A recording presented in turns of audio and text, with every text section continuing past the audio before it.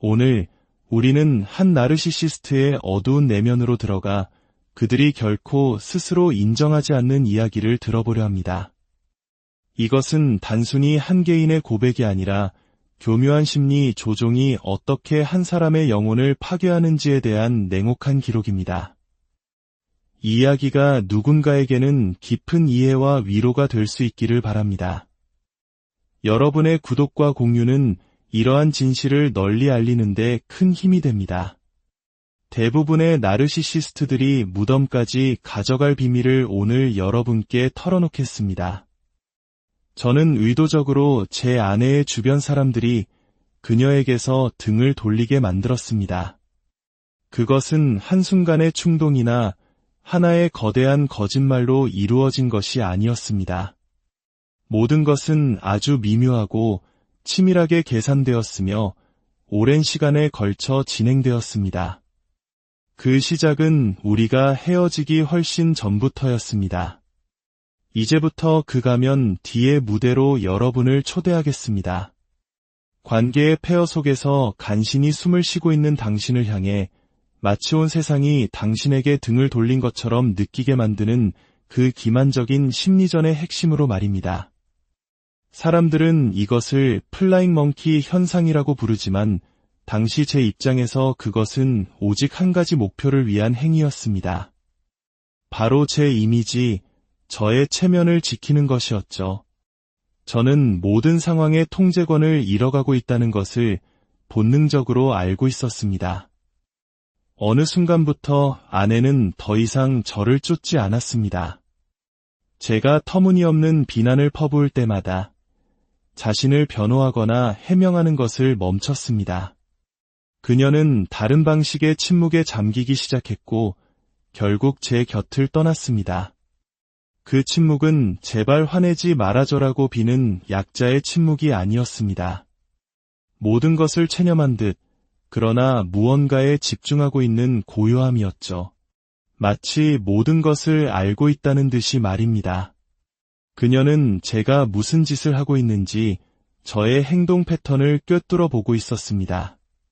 제 거짓말 하나하나에 귀를 기울이며 서서히 잠에서 깨어나고 있었습니다. 그리고 바로 그 지점이 저를 가장 두렵게 했습니다. 만약 제가 이 관계의 서사를 제 입맛대로 다시 쓰기 전에 그녀가 떠나버린다면 저는 단순히 관계만 잃는 것이 아니었습니다. 저는 이 이야기의 주도권을 잃게 될 터였습니다. 그리고 나르시시스트에게 이야기의 통제권이란 존재의 이유와도 같습니다. 그래서 저는 즉시 작업에 착수했습니다. 나르시시스트가 종말이 가까워졌음을 직감할 때 하는 행동이죠. 우리는 동맹군을 모으기 시작해야 합니다. 주변 사람들을 신중하게 고르고 마치 힘든 일을 겪으며 그저 고민을 상담하는 것처럼 위장합니다. 하지만 그 본질은 경계심이 허물어진 사람들을 교묘하게 끌어들여 조종하는 것입니다. 저는 그 일에 아주 능숙했습니다. 사람들의 성향에 따라 다른 미끼를 던졌죠. 요즘 아내가 예전 같지 않아. 무슨 노력을 해도 마음이 통하질 않네. 뭘 더 어떻게 해야 할지 모르겠어. 그녀는 항상 나에게 화가 나 있어. 사랑하지만 가끔은 살얼음판을 걷는 기분이야. 저는 사람들이 제 말을 그대로 믿게 만들기 위해 이런 말들을 흘렸습니다. 제가 나쁜 사람으로 보여서는 안 됐으니까요. 저는 상처받고 걱정하며 관계에 헌신하는 남편의 모습을 연기해야 했습니다. 이미 저를 좋은 사람이라고 생각하는 사람들에게는 이 방법이 특히나 효과적이었습니다. 지금 생각하면 소름이 끼치는 부분은 그녀의 고통을 제 피해자다움의 증거로 바꾸는 것이 놀라울 정도로 쉬웠다는 점입니다. 저는 그녀가 다른 방에서 홀로 우는 것을 보고도 태연하게 다른 사람에게 이렇게 말하곤 했습니다. 이제 정말 어떻게 해야 할지 모르겠어. 아내는 항상 너무 감정적이야. 내가 도우려고 해봐도 아무 소용이 없어. 바로 그렇게 의심의 씨앗이 심어졌습니다. 불안정한 사람은 그녀고 미친 사람은 그녀라는 씨앗. 저는 최선을 다하고 있으며 불쌍한 건 바로 나라는 생각. 저를 동정해달라는 무언의 압박. 이런 식으로 나르시시스트의 조력자들이 만들어집니다. 그들 모두가 악한 사람들은 아닙니다. 당신의 어머니일 수도, 사촌일 수도, 대학 시절 가장 친했던 친구일 수도 있습니다. 그들은 단지 자신들이 이 더러운 전쟁에 징집되었다는 사실을 모를 뿐입니다. 하지만 저는 그 순간에 제가 무슨 짓을 하고 있는지 정확히 알고 있었습니다. 저는 의심을 만들어내고 있었고, 의심이야말로 제가 가장 선호하는 무기였습니다.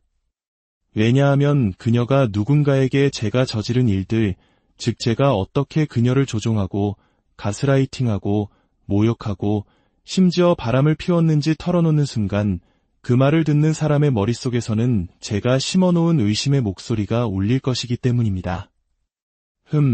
이건 그가 나에게 말해준 버전과는 다른데 홀라는 사람을 그 자리에 주저앉게 만드는 강력한 감정인 동시에 관계 속의 나르시시스트를 보호하는 가장 효과적인 방패입니다.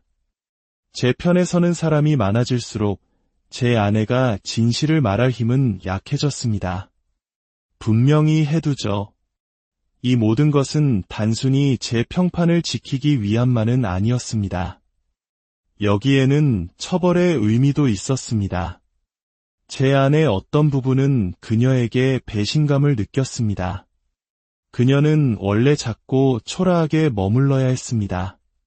집안의 하인처럼, 노예처럼 제가 부여한 역할을 계속 연기해야 했습니다.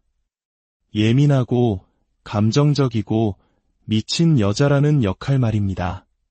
그런데 감히 그녀가 잠에서 깨어나다니. 그래서 저는 나르시시스트가 가장 잘하는 방식으로 반격했습니다. 바로 사회적 파괴 공작입니다. 저는 단지 저 자신을 보호하기 위해 사람들을 그녀에게서 등 돌리게 한 것이 아니었습니다. 물론 그것도 큰 이유였지만 저는 그녀에게 고통을 주고 길들이기 위해 그 짓을 했습니다. 감히 나에게 이러면 어떻게 되는지 봐라라는 메시지였죠. 저는 그녀가 자신의 공동체와 친구들을 얼마나 소중히 여기는지 알고 있었습니다. 그녀가 의리와 신뢰를 얼마나 깊이 가치 있게 생각하는지, 그리고 자신이 믿었던 지지 시스템이 한순간에 사라졌을 때 얼마나 처참하게 무너질지도 잘 알고 있었습니다. 만약 이 이야기를 들으며 역겨움을 느낀다면 그게 맞습니다. 당신은 그래야만 합니다. 이것이 바로 그 매력적인 가면 뒤에 숨겨진 진짜 모습이니까요. 이협을 느낀 나르시시스트의 통제력이 어떤 식으로 발현되는지 보여주는 것입니다. 그것은 우물에 독을 푸는 것과 같아서 주변의 모든 사람을 병들게 합니다. 그리고 최악은 그 방법이 통했다는 겁니다. 사람들은 제 아내에게서 멀어졌습니다. 친구들은 침묵했고 그녀와 가장 가까웠던 사람들 중 일부는 제가 바람을 피운 상대이기도 했습니다. 가족들은 연락을 끊었습니다. 그녀가 어떤 모임에 나타나면 따뜻한 포옹 대신 차가운 곁눈질을 받아야 했습니다. 사람들은 무엇을 믿어야 할지 몰랐기 때문입니다. 저는 그 모든 것을 지켜봤습니다. 그녀가 자신의 가치에 대해 의문을 품는 것을 지켜봤습니다. 제가 그녀에게 직접 한 말 때문이 아니라 제가 그녀에 대해 남들에게 한 말 때문에요. 간접적으로, 비겁하게, 파괴적인 방식으로. 하지만 그 순간 저에게 그것은 권력처럼 느껴졌습니다. 돌이켜보면 저는 제가 그녀에게 무슨 짓을 하고 있는지 완전히 이해하지 못했습니다. 그녀가 서서히 사라지기 전까지는요. 물리적으로 사라진 것이 아니었습니다. 그녀는 여전히 제 곁에 있었지만 감정적으로는 이미 그곳에 없었습니다. 그녀는 연결을 끊고 있었습니다. 제 모욕에 더는 반응하지 않았고 제가 다른 사람들 앞에서 비꼬는 말을 해도 자신을 변호하지 않았습니다. 다른 사람들 마음속에 제가 만들어 놓은 왜곡된 그녀의 모습을 바로잡으려는 노력조차 포기했습니다. 바로 그때 저는 공포를 느꼈습니다. 뱃속에서부터 패닉이 차오르는 기분이었죠.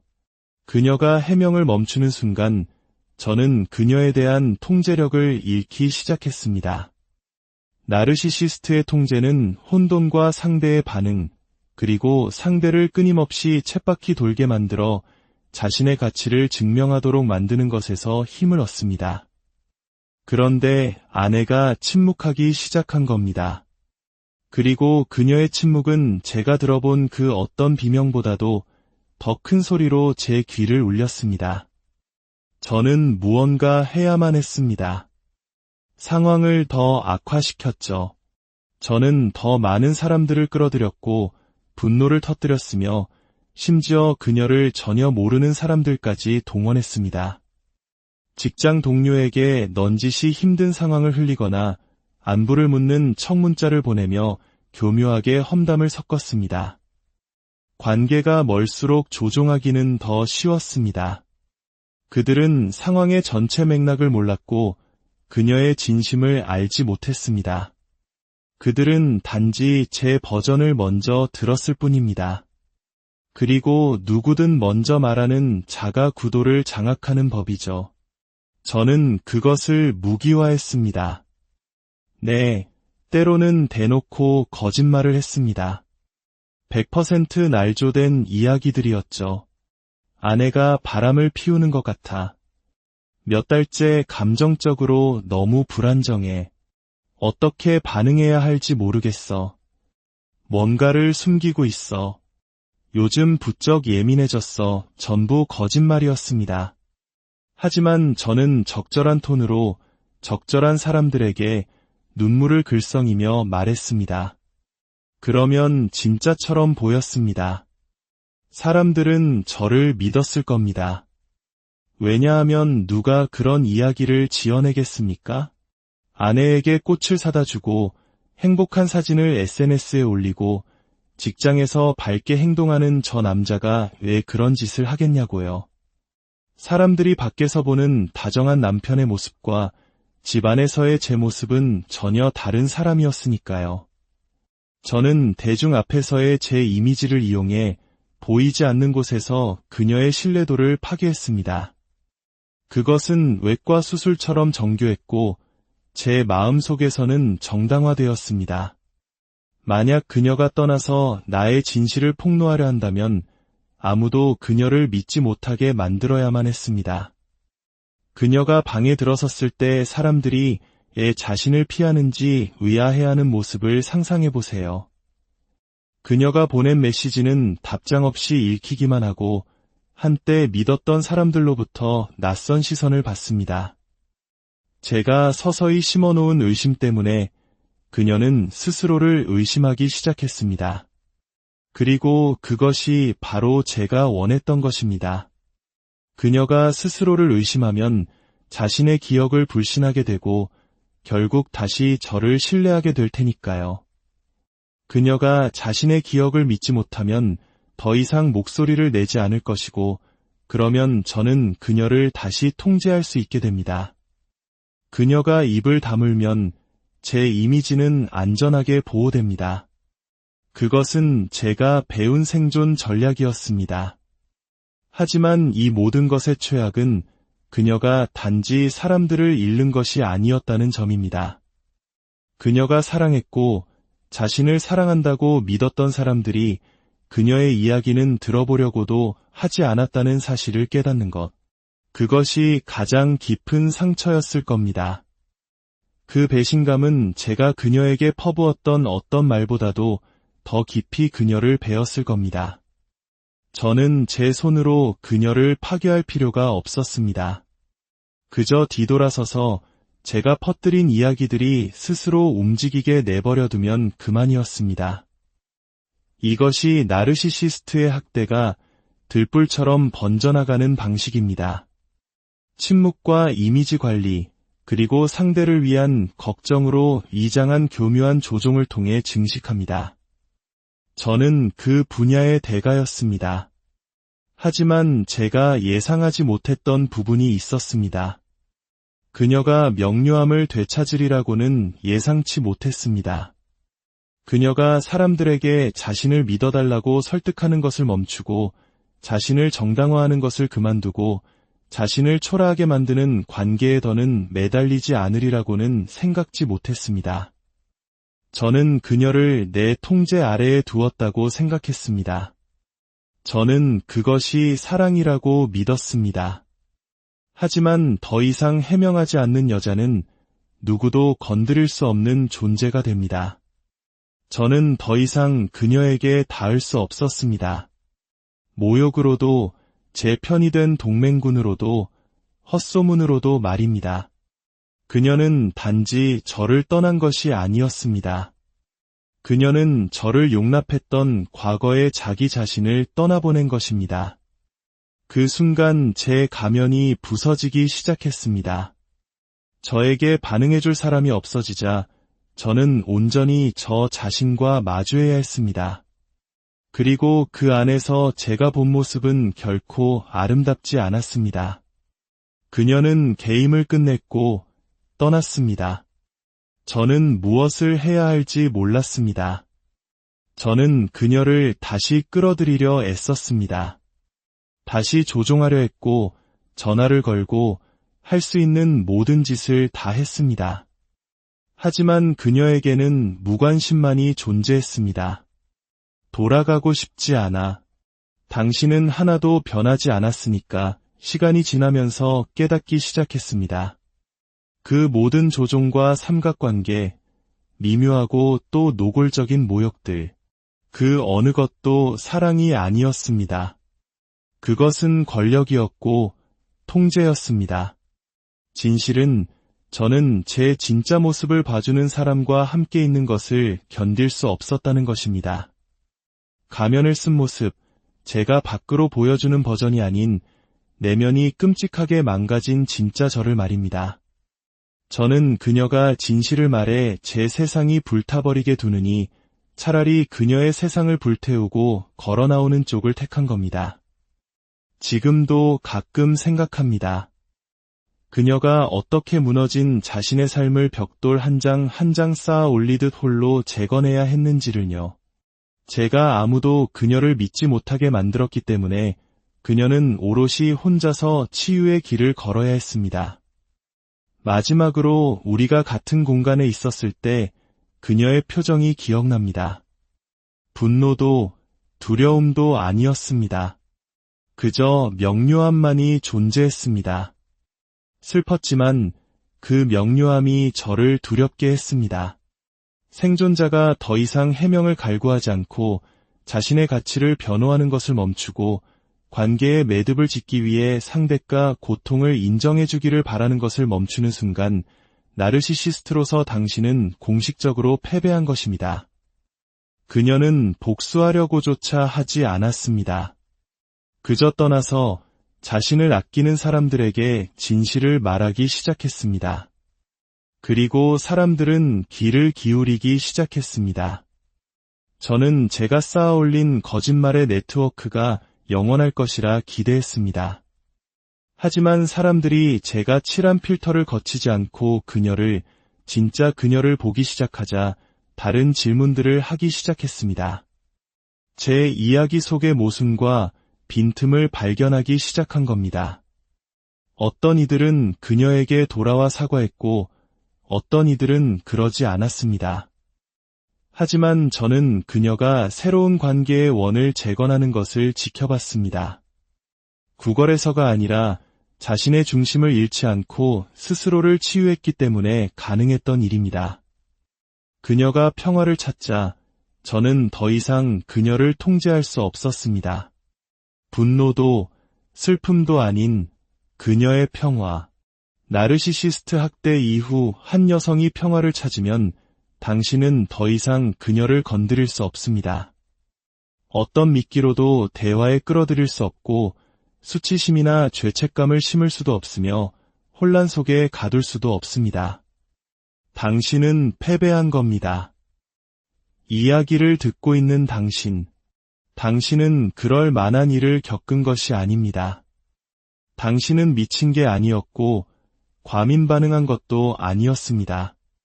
그가 속삭였던 모든 의심들, 그 혼란과 고립감, 그것은 모두 당신의 현실 감각을 파괴하고 자신의 이미지를 지키기 위해 설계된 치밀한 시스템의 일부였습니다. 하지만 이제 당신은 압니다. 그리고 그 암은 당신이 치유로 나아가는 힘이 될 것입니다. 당신은 지금 부서진 조각들을 주워 담고 있을지도 모릅니다. 하지만 기억하세요. 당신은 혼자가 아닙니다. 오늘 우리는 한 나르시시스트의 어두운 내면으로 들어가 그들이 결코 스스로 인정하지 않는 이야기를 들어보려 합니다. 이것은 단순히 한 개인의 고백이 아니라 교묘한 심리 조종이 어떻게 한 사람의 영혼을 파괴하는지에 대한 냉혹한 기록입니다. 이 이야기가 누군가에게는 깊은 이해와 위로가 될 수 있기를 바랍니다. 여러분의 구독과 공유는 이러한 진실을 널리 알리는 데 큰 힘이 됩니다. 대부분의 나르시시스트들이 무덤까지 가져갈 비밀을 오늘 여러분께 털어놓겠습니다. 저는 의도적으로 제 아내의 주변 사람들이 그녀에게서 등을 돌리게 만들었습니다. 그것은 한순간의 충동이나 하나의 거대한 거짓말로 이루어진 것이 아니었습니다. 모든 것은 아주 미묘하고 치밀하게 계산되었으며 오랜 시간에 걸쳐 진행되었습니다. 그 시작은 우리가 헤어지기 훨씬 전부터였습니다. 이제부터 그 가면 뒤의 무대로 여러분을 초대하겠습니다. 관계의 폐허 속에서 간신히 숨을 쉬고 있는 당신을 향해 마치 온 세상이 당신에게 등을 돌린 것처럼 느끼게 만드는 그 기만적인 심리전의 핵심으로 말입니다. 사람들은 이것을 플라잉 멍키 현상이라고 부르지만 당시 제 입장에서 그것은 오직 한 가지 목표를 위한 행위였습니다. 바로 제 이미지, 저의 체면을 지키는 것이었죠. 저는 모든 상황의 통제권을 잃어가고 있다는 것을 본능적으로 알고 있었습니다.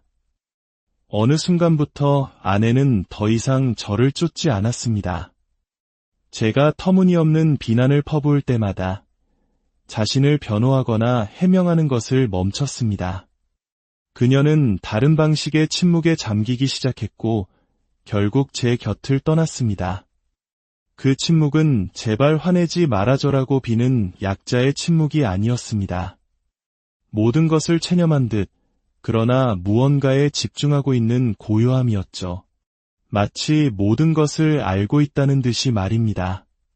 그녀는 제가 무슨 짓을 하고 있는지 저의 행동 패턴을 꿰뚫어 보고 있었습니다. 제 거짓말 하나하나에 귀를 기울이며 서서히 잠에서 깨어나고 있었습니다. 그리고 바로 그 지점이 저를 가장 두렵게 했습니다. 만약 제가 이 관계의 서사를 제 입맛대로 다시 쓰기 전에 그녀가 떠나버린다면 저는 단순히 관계만 잃는 것이 아니었습니다.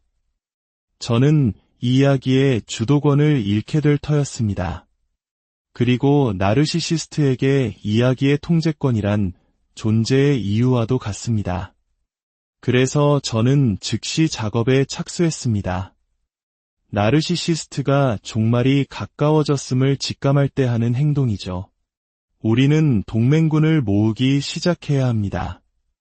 주변 사람들을 신중하게 고르고 마치 힘든 일을 겪으며 그저 고민을 상담하는 것처럼 위장합니다. 하지만 그 본질은 경계심이 허물어진 사람들을 교묘하게 끌어들여 조종하는 것입니다. 저는 그 일에 아주 능숙했습니다. 사람들의 성향에 따라 다른 미끼를 던졌죠. 요즘 아내가 예전 같지 않아. 무슨 노력을 해도 마음이 통하질 않네. 뭘 더 어떻게 해야 할지 모르겠어. 그녀는 항상 나에게 화가 나 있어. 사랑하지만 가끔은 살얼음판을 걷는 기분이야. 저는 사람들이 제 말을 그대로 믿게 만들기 위해 이런 말들을 흘렸습니다. 제가 나쁜 사람으로 보여서는 안 됐으니까요. 저는 상처받고 걱정하며 관계에 헌신하는 남편의 모습을 연기해야 했습니다. 이미 저를 좋은 사람이라고 생각하는 사람들에게는 이 방법이 특히나 효과적이었습니다. 지금 생각하면 소름이 끼치는 부분은 그녀의 고통을 제 피해자다움의 증거로 바꾸는 것이 놀라울 정도로 쉬웠다는 점입니다. 저는 그녀가 다른 방에서 홀로 우는 것을 보고도 태연하게 다른 사람에게 이렇게 말하곤 했습니다. 이제 정말 어떻게 해야 할지 모르겠어. 아내는 항상 너무 감정적이야. 내가 도우려고 해봐도 아무 소용이 없어. 바로 그렇게 의심의 씨앗이 심어졌습니다. 불안정한 사람은 그녀고 미친 사람은 그녀라는 씨앗. 저는 최선을 다하고 있으며 불쌍한 건 바로 나라는 생각. 저를 동정해달라는 무언의 압박. 이런 식으로 나르시시스트의 조력자들이 만들어집니다. 그들 모두가 악한 사람들은 아닙니다. 당신의 어머니일 수도, 사촌일 수도, 대학 시절 가장 친했던 친구일 수도 있습니다. 그들은 단지 자신들이 이 더러운 전쟁에 징집되었다는 사실을 모를 뿐입니다. 하지만 저는 그 순간에 제가 무슨 짓을 하고 있는지 정확히 알고 있었습니다. 저는 의심을 만들어내고 있었고, 의심이야말로 제가 가장 선호하는 무기였습니다. 왜냐하면 그녀가 누군가에게 제가 저지른 일들, 즉 제가 어떻게 그녀를 조종하고, 가스라이팅하고, 모욕하고, 심지어 바람을 피웠는지 털어놓는 순간 그 말을 듣는 사람의 머릿속에서는 제가 심어놓은 의심의 목소리가 울릴 것이기 때문입니다. 이건 그가 나에게 말해준 버전과는 다른데 홀라는 사람을 그 자리에 주저앉게 만드는 강력한 감정인 동시에 관계 속의 나르시시스트를 보호하는 가장 효과적인 방패입니다. 제 편에 서는 사람이 많아질수록 제 아내가 진실을 말할 힘은 약해졌습니다. 분명히 해두죠. 이 모든 것은 단순히 제 평판을 지키기 위함만은 아니었습니다. 여기에는 처벌의 의미도 있었습니다. 제 안의 어떤 부분은 그녀에게 배신감을 느꼈습니다. 그녀는 원래 작고 초라하게 머물러야 했습니다. 집안의 하인처럼, 노예처럼 제가 부여한 역할을 계속 연기해야 했습니다. 예민하고, 감정적이고, 미친 여자라는 역할 말입니다. 그런데 감히 그녀가 잠에서 깨어나다니. 그래서 저는 나르시시스트가 가장 잘하는 방식으로 반격했습니다. 바로 사회적 파괴 공작입니다. 저는 단지 저 자신을 보호하기 위해 사람들을 그녀에게서 등 돌리게 한 것이 아니었습니다. 물론 그것도 큰 이유였지만 저는 그녀에게 고통을 주고 길들이기 위해 그 짓을 했습니다. 감히 나에게 이러면 어떻게 되는지 봐라라는 메시지였죠. 저는 그녀가 자신의 공동체와 친구들을 얼마나 소중히 여기는지 알고 있었습니다. 그녀가 의리와 신뢰를 얼마나 깊이 가치 있게 생각하는지, 그리고 자신이 믿었던 지지 시스템이 한순간에 사라졌을 때 얼마나 처참하게 무너질지도 잘 알고 있었습니다. 만약 이 이야기를 들으며 역겨움을 느낀다면 그게 맞습니다. 당신은 그래야만 합니다. 이것이 바로 그 매력적인 가면 뒤에 숨겨진 진짜 모습이니까요. 이협을 느낀 나르시시스트의 통제력이 어떤 식으로 발현되는지 보여주는 것입니다. 그것은 우물에 독을 푸는 것과 같아서 주변의 모든 사람을 병들게 합니다. 그리고 최악은 그 방법이 통했다는 겁니다. 사람들은 제 아내에게서 멀어졌습니다. 친구들은 침묵했고 그녀와 가장 가까웠던 사람들 중 일부는 제가 바람을 피운 상대이기도 했습니다. 가족들은 연락을 끊었습니다. 그녀가 어떤 모임에 나타나면 따뜻한 포옹 대신 차가운 곁눈질을 받아야 했습니다. 사람들은 무엇을 믿어야 할지 몰랐기 때문입니다.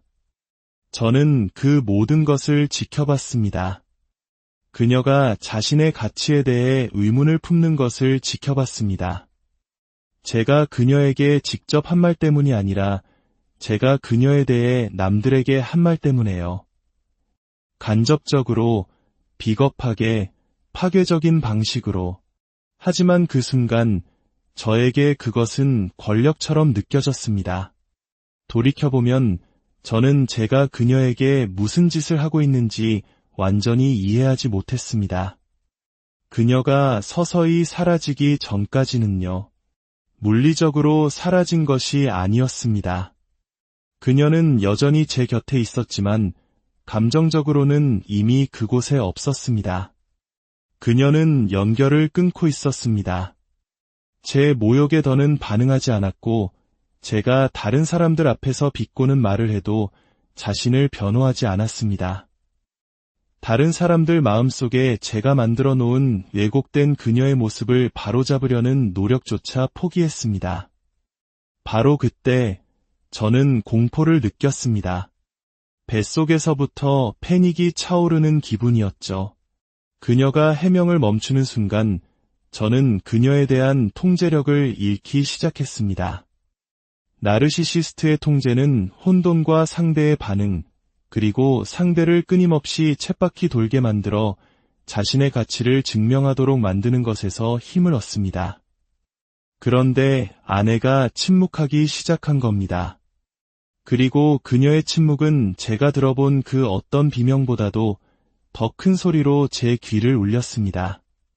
저는 무언가 해야만 했습니다. 상황을 더 악화시켰죠.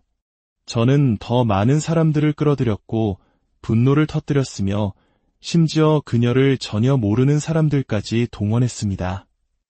직장 동료에게 넌지시 힘든 상황을 흘리거나 안부를 묻는 청문자를 보내며 교묘하게 험담을 섞었습니다.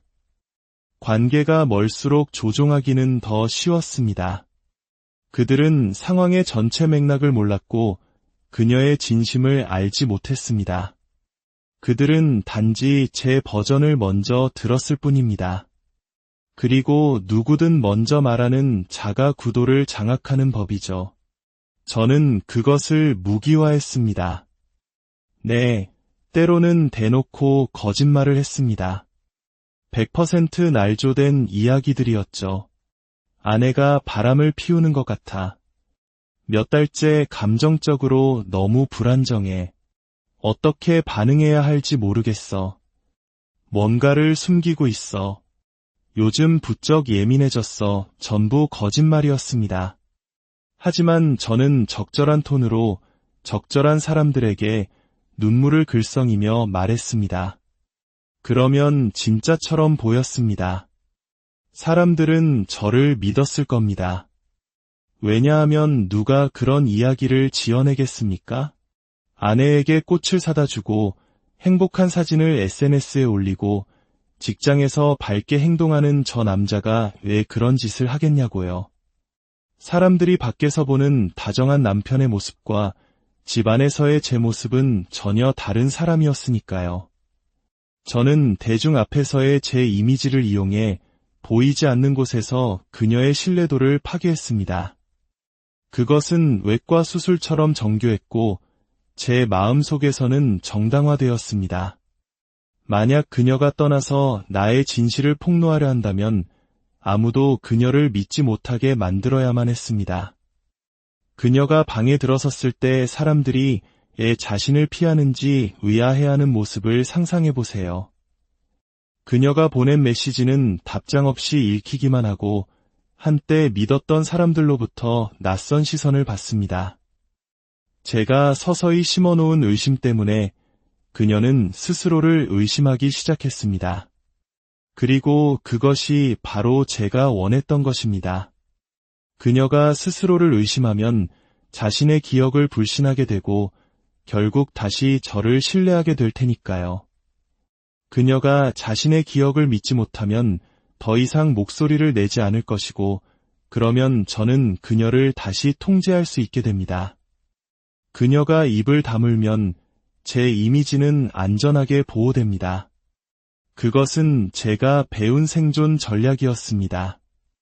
하지만 이 모든 것의 최악은 그녀가 단지 사람들을 잃는 것이 아니었다는 점입니다. 그녀가 사랑했고 자신을 사랑한다고 믿었던 사람들이 그녀의 이야기는 들어보려고도 하지 않았다는 사실을 깨닫는 것. 그것이 가장 깊은 상처였을 겁니다. 그 배신감은 제가 그녀에게 퍼부었던 어떤 말보다도 더 깊이 그녀를 베었을 겁니다. 저는 제 손으로 그녀를 파괴할 필요가 없었습니다. 그저 뒤돌아서서 제가 퍼뜨린 이야기들이 스스로 움직이게 내버려두면 그만이었습니다. 이것이 나르시시스트의 학대가 들불처럼 번져나가는 방식입니다. 침묵과 이미지 관리, 그리고 상대를 위한 걱정으로 이장한 교묘한 조종을 통해 증식합니다. 저는 그 분야의 대가였습니다. 하지만 제가 예상하지 못했던 부분이 있었습니다. 그녀가 명료함을 되찾으리라고는 예상치 못했습니다. 그녀가 사람들에게 자신을 믿어달라고 설득하는 것을 멈추고 자신을 정당화하는 것을 그만두고 자신을 초라하게 만드는 관계에 더는 매달리지 않으리라고는 생각지 못했습니다. 저는 그녀를 내 통제 아래에 두었다고 생각했습니다. 저는 그것이 사랑이라고 믿었습니다. 하지만 더 이상 해명하지 않는 여자는 누구도 건드릴 수 없는 존재가 됩니다. 저는 더 이상 그녀에게 닿을 수 없었습니다. 모욕으로도 제 편이 된 동맹군으로도 헛소문으로도 말입니다. 그녀는 단지 저를 떠난 것이 아니었습니다. 그녀는 저를 용납했던 과거의 자기 자신을 떠나보낸 것입니다. 그 순간 제 가면이 부서지기 시작했습니다. 저에게 반응해줄 사람이 없어지자 저는 온전히 저 자신과 마주해야 했습니다. 그리고 그 안에서 제가 본 모습은 결코 아름답지 않았습니다. 그녀는 게임을 끝냈고 떠났습니다. 저는 무엇을 해야 할지 몰랐습니다. 저는 그녀를 다시 끌어들이려 애썼습니다. 다시 조종하려 했고 전화를 걸고 할 수 있는 모든 짓을 다 했습니다. 하지만 그녀에게는 무관심만이 존재했습니다. 돌아가고 싶지 않아. 당신은 하나도 변하지 않았으니까 시간이 지나면서 깨닫기 시작했습니다. 그 모든 조종과 삼각관계, 미묘하고 또 노골적인 모욕들, 그 어느 것도 사랑이 아니었습니다. 그것은 권력이었고 통제였습니다. 진실은 저는 제 진짜 모습을 봐주는 사람과 함께 있는 것을 견딜 수 없었다는 것입니다. 가면을 쓴 모습, 제가 밖으로 보여주는 버전이 아닌 내면이 끔찍하게 망가진 진짜 저를 말입니다.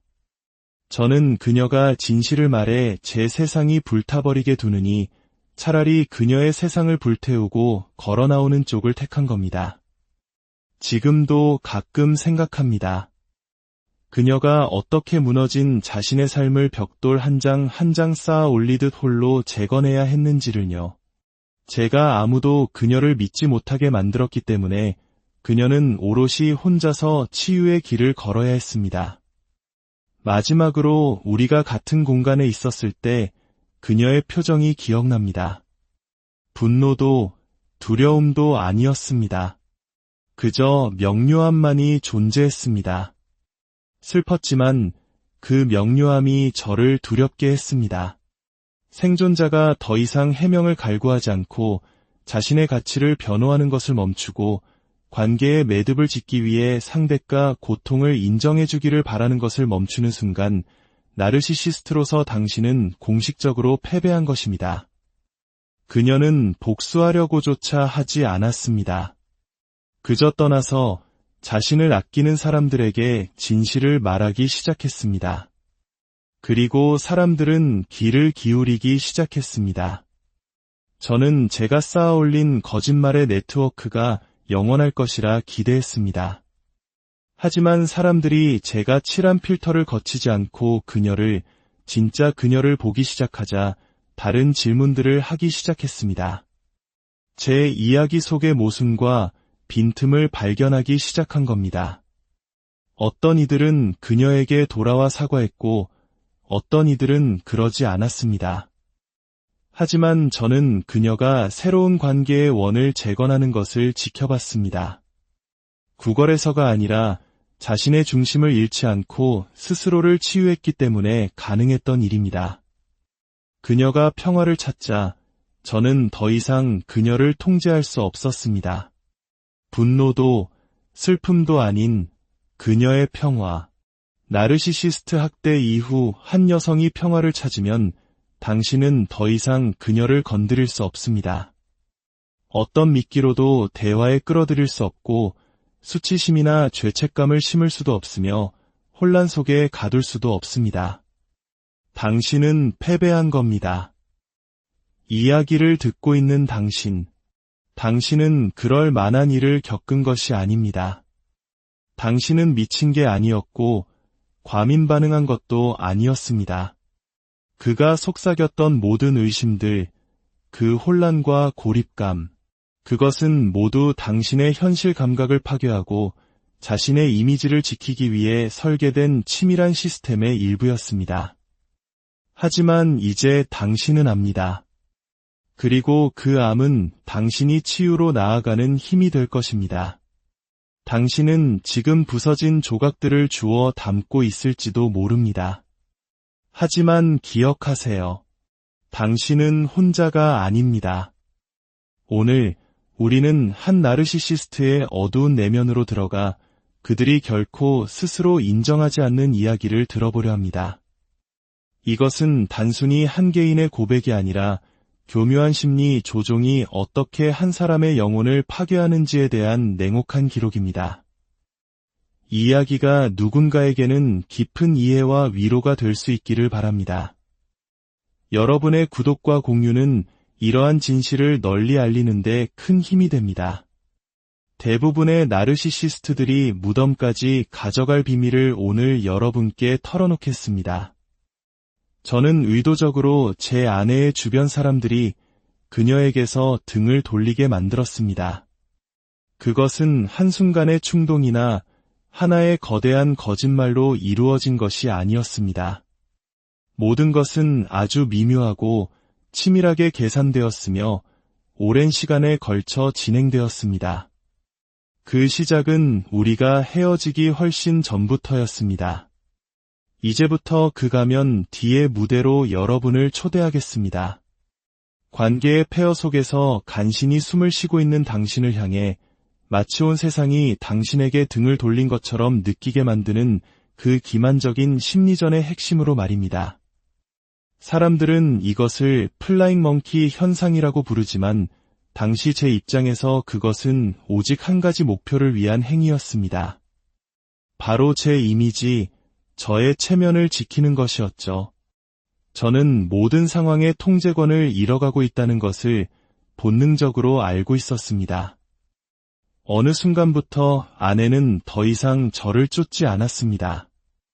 제가 터무니없는 비난을 퍼부을 때마다 자신을 변호하거나 해명하는 것을 멈췄습니다. 그녀는 다른 방식의 침묵에 잠기기 시작했고 결국 제 곁을 떠났습니다. 그 침묵은 제발 화내지 말아줘라고 비는 약자의 침묵이 아니었습니다. 모든 것을 체념한 듯 그러나 무언가에 집중하고 있는 고요함이었죠. 마치 모든 것을 알고 있다는 듯이 말입니다. 그녀는 제가 무슨 짓을 하고 있는지 저의 행동 패턴을 꿰뚫어 보고 있었습니다. 제 거짓말 하나하나에 귀를 기울이며 서서히 잠에서 깨어나고 있었습니다. 그리고 바로 그 지점이 저를 가장 두렵게 했습니다. 만약 제가 이 관계의 서사를 제 입맛대로 다시 쓰기 전에 그녀가 떠나버린다면 저는 단순히 관계만 잃는 것이 아니었습니다. 저는 이 이야기의 주도권을 잃게 될 터였습니다. 그리고 나르시시스트에게 이야기의 통제권이란 존재의 이유와도 같습니다. 그래서 저는 즉시 작업에 착수했습니다. 나르시시스트가 종말이 가까워졌음을 직감할 때 하는 행동이죠. 우리는 동맹군을 모으기 시작해야 합니다. 주변 사람들을 신중하게 고르고 마치 힘든 일을 겪으며 그저 고민을 상담하는 것처럼 위장합니다.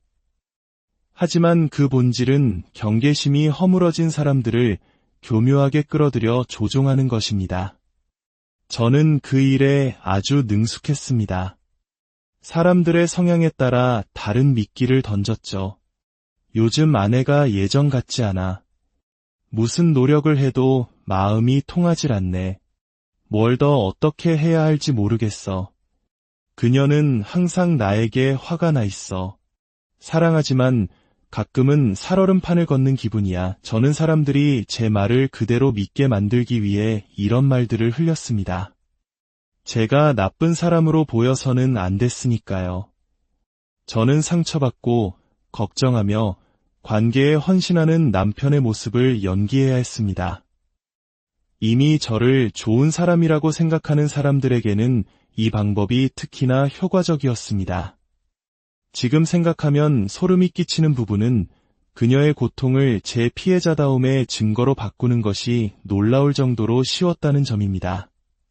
저는 그녀가 다른 방에서 홀로 우는 것을 보고도 태연하게 다른 사람에게 이렇게 말하곤 했습니다. 이제 정말 어떻게 해야 할지 모르겠어. 아내는 항상 너무 감정적이야. 내가 도우려고 해봐도 아무 소용이 없어.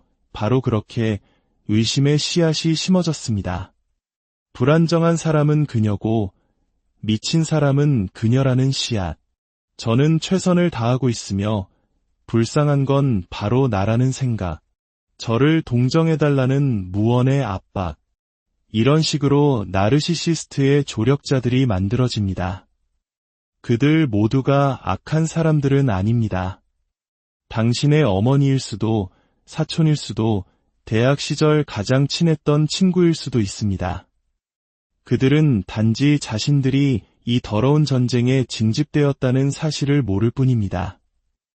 하지만 저는 그 순간에 제가 무슨 짓을 하고 있는지 정확히 알고 있었습니다. 저는 의심을 만들어내고 있었고, 의심이야말로 제가 가장 선호하는 무기였습니다.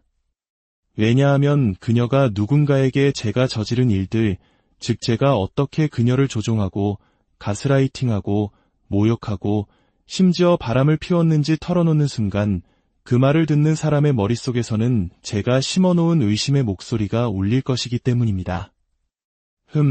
이건 그가 나에게 말해준 버전과는 다른데, 혼란한 사람을 그 자리에 주저앉게 만드는 강력한 감정인 동시에 관계 속의 나르시시스트를 보호하는 가장 효과적인 방패입니다.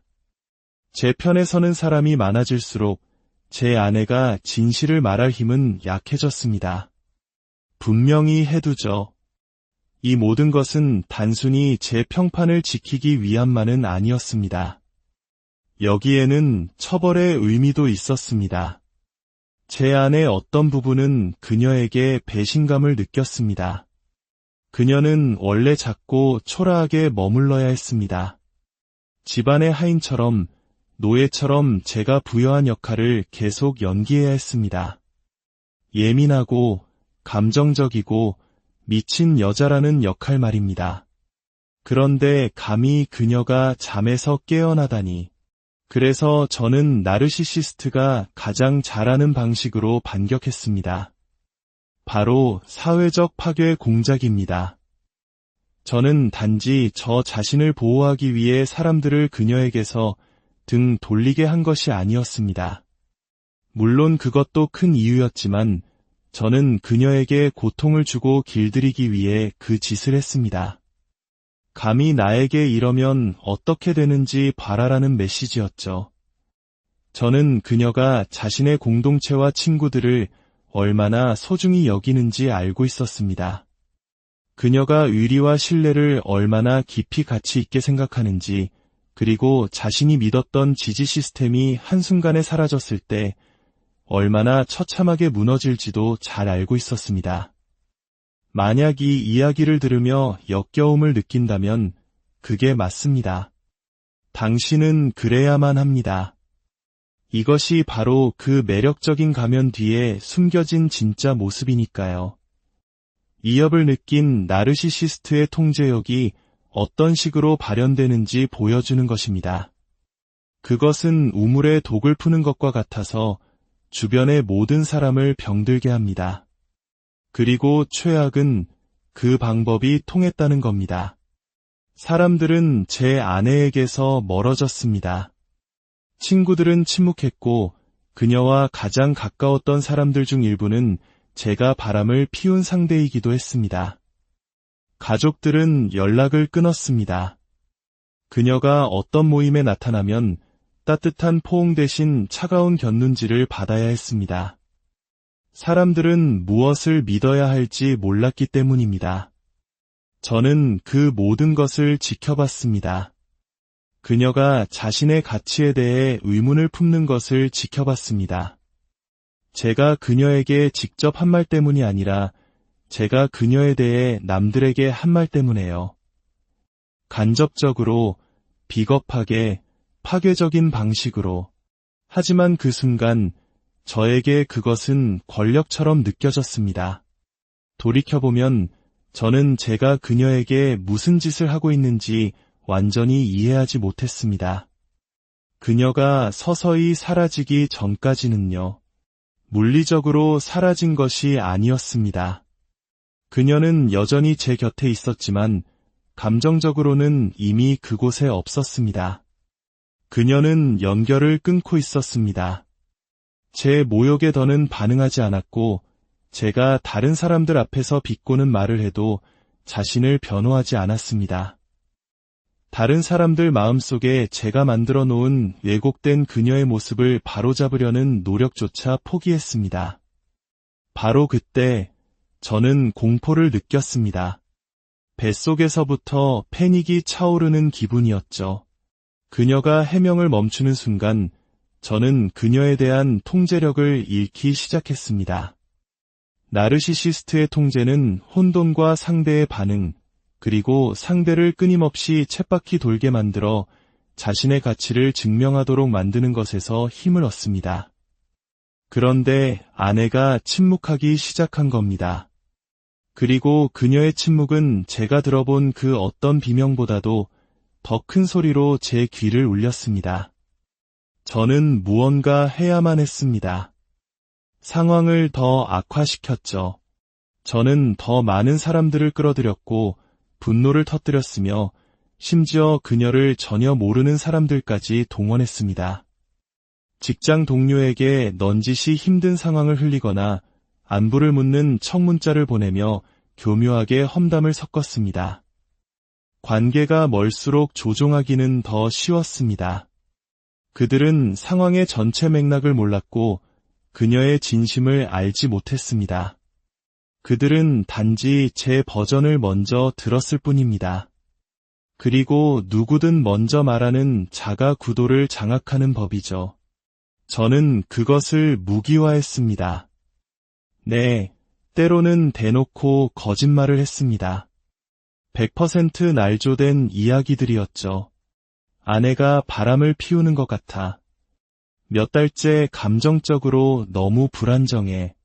어떻게 반응해야 할지 모르겠어. 뭔가를 숨기고 있어.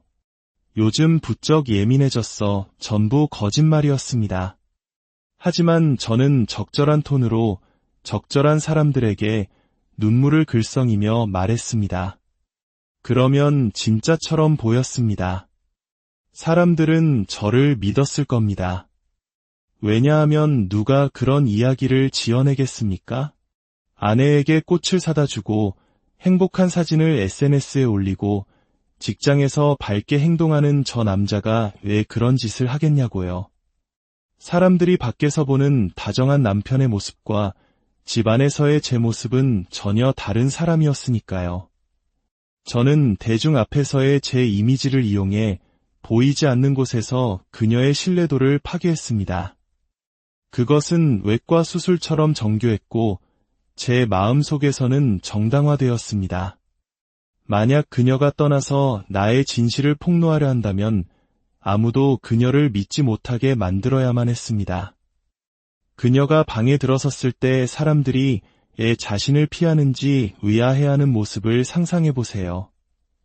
그녀가 보낸 메시지는 답장 없이 읽히기만 하고 한때 믿었던 사람들로부터 낯선 시선을 받습니다. 제가 서서히 심어놓은 의심 때문에 그녀는 스스로를 의심하기 시작했습니다. 그리고 그것이 바로 제가 원했던 것입니다. 그녀가 스스로를 의심하면 자신의 기억을 불신하게 되고 결국 다시 저를 신뢰하게 될 테니까요. 그녀가 자신의 기억을 믿지 못하면 더 이상 목소리를 내지 않을 것이고, 그러면 저는 그녀를 다시 통제할 수 있게 됩니다. 그녀가 입을 다물면 제 이미지는 안전하게 보호됩니다.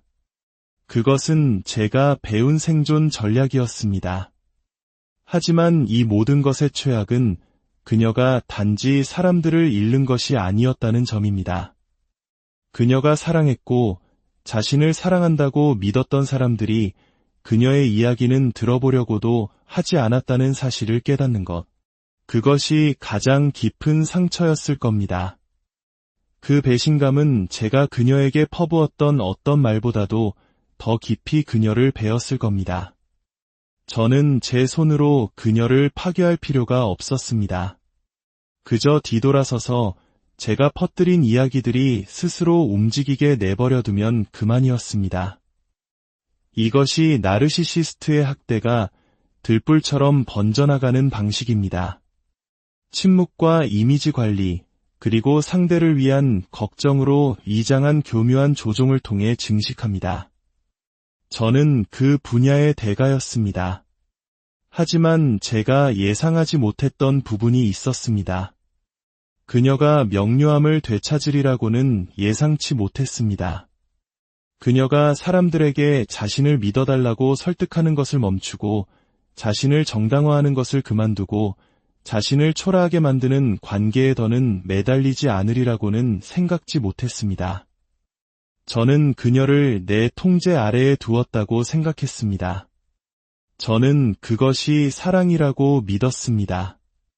하지만 더 이상 해명하지 않는 여자는 누구도 건드릴 수 없는 존재가 됩니다. 저는 더 이상 그녀에게 닿을 수 없었습니다. 모욕으로도, 제 편이 된 동맹군으로도, 헛소문으로도 말입니다. 그녀는 단지 저를 떠난 것이 아니었습니다. 그녀는 저를 용납했던 과거의 자기 자신을 떠나보낸 것입니다. 그 순간 제 가면이 부서지기 시작했습니다. 저에게 반응해줄 사람이 없어지자 저는 온전히 저 자신과 마주해야 했습니다. 그리고 그 안에서 제가 본 모습은 결코 아름답지 않았습니다. 그녀는 게임을 끝냈고 떠났습니다. 저는 무엇을 해야 할지 몰랐습니다. 저는 그녀를 다시 끌어들이려 애썼습니다. 다시 조종하려 했고 전화를 걸고 할 수 있는 모든 짓을 다 했습니다. 하지만 그녀에게는 무관심만이 존재했습니다. 돌아가고 싶지 않아. 당신은 하나도 변하지 않았으니까. 시간이 지나면서 깨닫기 시작했습니다. 그 모든 조종과 삼각관계, 미묘하고 또 노골적인 모욕들, 그 어느 것도 사랑이 아니었습니다. 그것은 권력이었고 통제였습니다. 진실은 저는 제 진짜 모습을 봐주는 사람과 함께 있는 것을 견딜 수 없었다는 것입니다. 가면을 쓴 모습, 제가 밖으로 보여주는 버전이 아닌 내면이 끔찍하게 망가진 진짜 저를 말입니다. 저는 그녀가 진실을 말해 제 세상이 불타버리게 두느니 차라리 그녀의 세상을 불태우고 걸어 나오는 쪽을 택한 겁니다. 지금도 가끔 생각합니다. 그녀가 어떻게 무너진 자신의 삶을 벽돌 한 장 한 장 쌓아 올리듯 홀로 재건해야 했는지를요. 제가 아무도 그녀를 믿지 못하게 만들었기 때문에 그녀는 오롯이 혼자서 치유의 길을 걸어야 했습니다. 마지막으로 우리가 같은 공간에 있었을 때 그녀의 표정이 기억납니다. 분노도 두려움도 아니었습니다. 그저 명료함만이 존재했습니다. 슬펐지만 그 명료함이 저를 두렵게 했습니다. 생존자가 더 이상 해명을 갈구하지 않고 자신의 가치를 변호하는 것을 멈추고 관계의 매듭을 짓기 위해 상대가 고통을 인정해주기를 바라는 것을 멈추는 순간 나르시시